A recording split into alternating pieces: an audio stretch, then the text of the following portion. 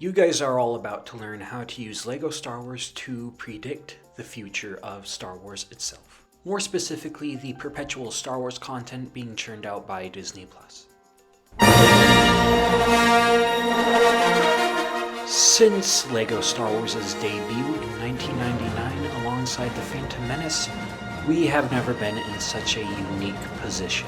And by that I mean that in 1999, when The Phantom Menace and Attack of the Clones and Revenge of the Sith were all coming out, we had never seen anything like them before.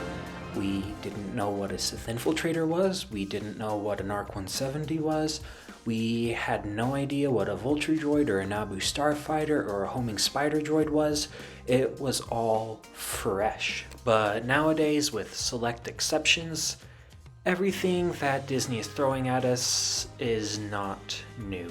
It's quite the opposite, really. All of the ships that we see coming into Disney canon nowadays are not new to canon at all. Even the seemingly fresh Imperial Gazanti freighter from Rebels actually comes from the Phantom Menace. And while maybe the sequel era might suffer from this lack of originality, seeing as how it's supposed to take place 50 years in the future, but we're seeing all the same stuff, something like The Mandalorian or Ahsoka do not suffer from this because, well, it makes sense to see all the same stuff. And since we're seeing all the same stuff, LEGO is making all of the same stuff. Only LEGO is making the same stuff even more same-ish than Disney is. Is this a word? Can I use this in the future? Comment below. Anyways, essentially, it's safe to say that these sets right here are based off of The Mandalorian. Crazy dog, you say. That makes no sense. How can you say that this is based off The Mandalorian? Quite simple, actually. You see, this shuttle, the X-Wing, and this TIE Fighter all released January of 2021. And, well, we kinda knew about them and the rumors about them several months before that, when Mando Season 2 was releasing. And what did Mandalorian Season 2 heavily feature but X-Wings, Lambda-class shuttles, and several TIE Fighters. This is the part where Slave One blows them all up with everybody's favorite sound. Remember that? Oh, that sound is ASMR, if there ever was ASMR. It just makes me drool at the thought of the...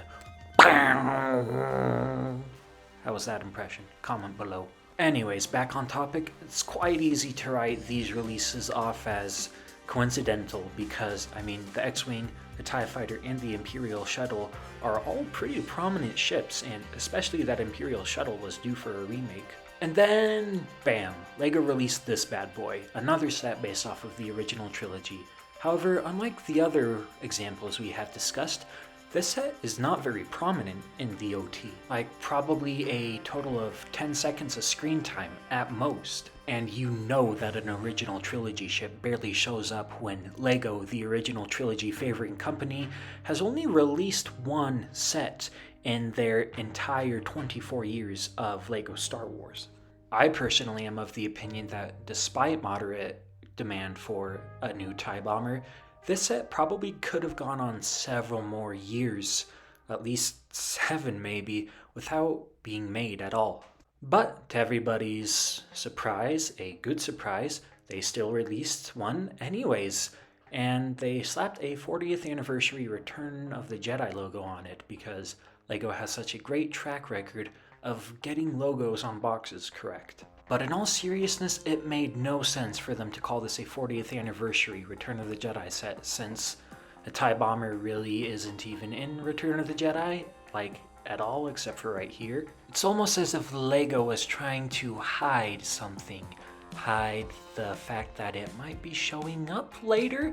They wanted to disguise it as a Return of the Jedi set, when really they just wanted to make the set because it was becoming relevant again? But yeah, LEGO released this TIE Bomber for The Mandalorian, not for anything original trilogy. And then we can clearly see that yes, LEGO is releasing original trilogy sets as they become relevant again in new Star Wars media. I wouldn't quite call it a pattern, but it's a pattern. So next time LEGO releases an AT-ST based on Endor, or a T-47 based on Hoth, It's not a guarantee, but you can pretty strongly theorize that they're going to be showing up in the next Disney Plus show, at least somewhat prominently.